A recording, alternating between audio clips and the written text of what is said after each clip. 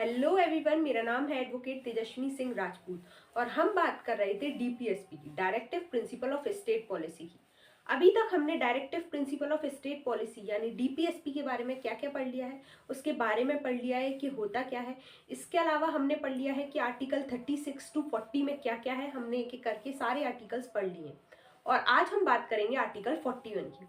Article 41 क्या कहता है? आर्टिकल 41 बात करता है right to work and education की।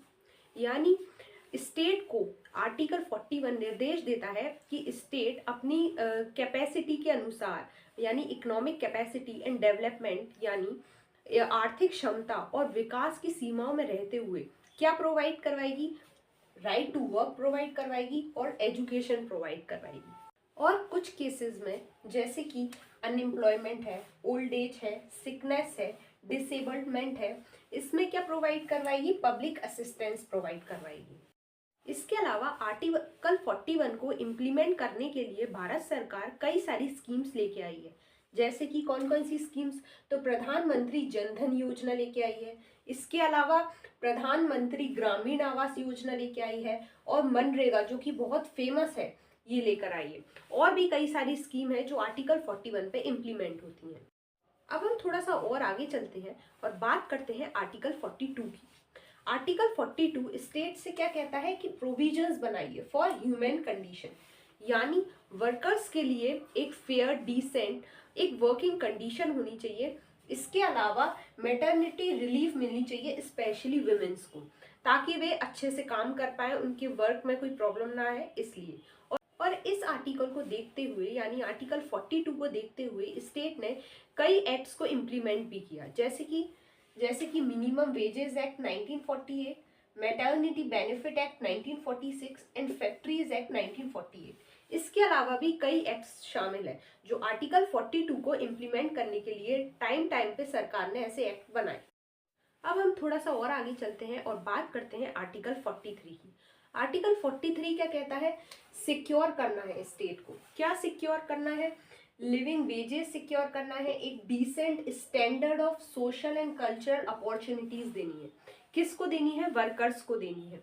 इसके अलावा और क्या कहता है? प्रमोट करना है हमको क्या? Cottage industries, promote cottage industries. ये एक गांधीयन प्रिंसिपल है। जब हमने 3 भागों में डिवाइड किया था तब हमने पढ़ा था कि कौन सा गांधीयन प्रिंसिपल में आता है, प्रिंसिपल्स के आधार पे हमने डिवाइड किया था, कौन सा लिबरल में आता है। तो ये गांधीयन प्रिंसिपल में आता है कॉटेज इंडस्ट्रीज, ठीक है।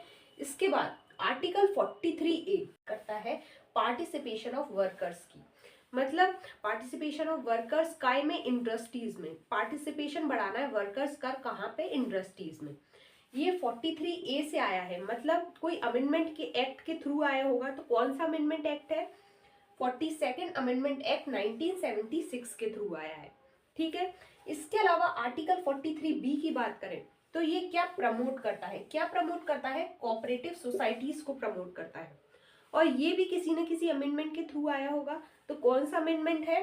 97th कॉन्स्टिट्यूएंट अमेंडमेंट एक्ट 2011 के थ्रू आया है। आर्टिकल 44 कहता है यूनिफॉर्म सिविल कोड। इसके बारे में बहुत आप लोगों ने सुना होगा, न्यूज वगैरह में बहुत ज्यादा चर्चित रहा है। आर्टिकल 44 कहता है यूनिफॉर्म सिविल कोड यानी समान नागरिक संहिता। इसका मतलब है जो हमारे आप लोगों ने पढ़ा होगा, जो कानून है हमारा क्रिमिनल कानून है जो, वो सबके लिए समान भाव से, सबके लिए पनिशमेंट्स है, सेम पनिशमेंट्स है, चाहे वो कोई भी धर्म का हो। जो नियम कायदे कानून बनाए गए हैं सिविल कोड में वो सब धर्म के अनुसार नहीं है, अलग अलग तरीके से बनाए गए हैं। यानी अगर तलाक होगा तो वो अलग अलग तरीके से है। जैसे हिंदूज का तलाक होता है, वो डिवोर्स होता है, वो अलग तरीके से होता है। मैरिज अलग तरीके से होती है। मुस्लिम्स की अलग तरीके से होती है। सिख ईसाइयों की अलग तरीके से होती है। तो यूनिफॉर्म सिविल कोड कहता है कि समान भाव से सभी लोगों को एक तरीके का कानून होना चाहिए। ये आर्टिकल 44 कहता है, मतलब यूनिफॉर्म सिविल कोड लाया जाए, ऐसा आप लोगों ने न्यूज में भी पढ़ा होगा। अब हम थोड़ा सा और आगे चलते हैं और बात करते हैं आर्टिकल 45 की। आर्टिकल 45 क्या कहता है? आर्टिकल 45 प्रोवाइड करवाता है अर्ली चाइल्डहुड एजुकेशन को। मतलब स्टेट की जिम्मेदारी है कि 6 से 14 साल तक के बच्चों को फ्री एजुकेशन मिले। यूजुअल ये डीपीएसपी में है, नॉन जस्टिशिएबल है, तो स्टेट ने इसको नॉर्मल तरीके से लिया, कोई बहुत ज्यादा ध्यान नहीं दिया।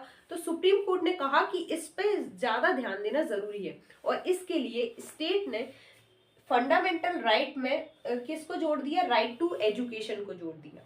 मतलब जो आर्टिकल 45 है, जो राइट टू एजुकेशन की, चाइल्डहुड केयर की और एजुकेशन की बच्चों की बात करता है, वो आर्टिकल 21A में जोड़ दिया गया, जो कि फंडामेंटल राइट है। और कौन से अमेंडमेंट से जोड़ा गया, तो 86th कॉन्स्टिट्यूएंट अमेंडमेंट एक्ट 2002 से ये जोड़ा गया।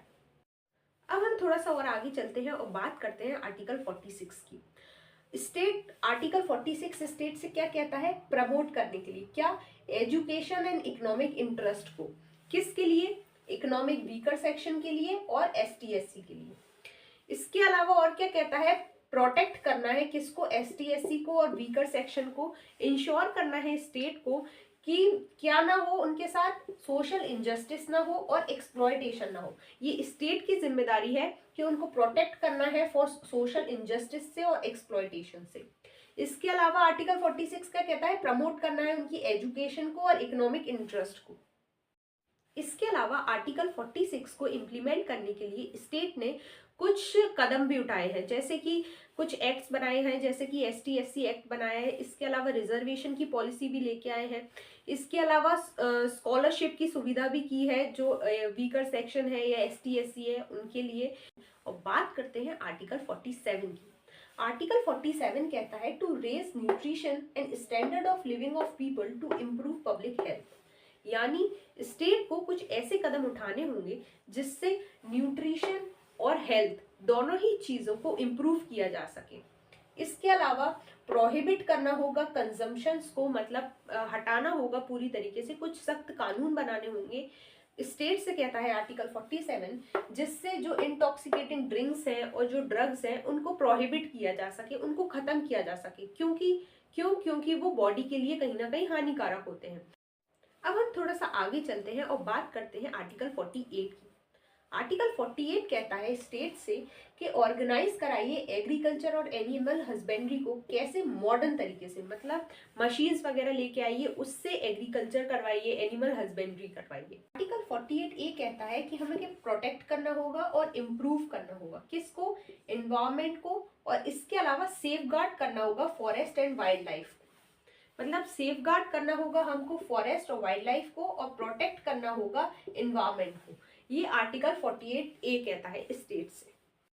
अब हम थोड़ा सा और आगे चलते हैं और बात करते हैं आर्टिकल 49 की।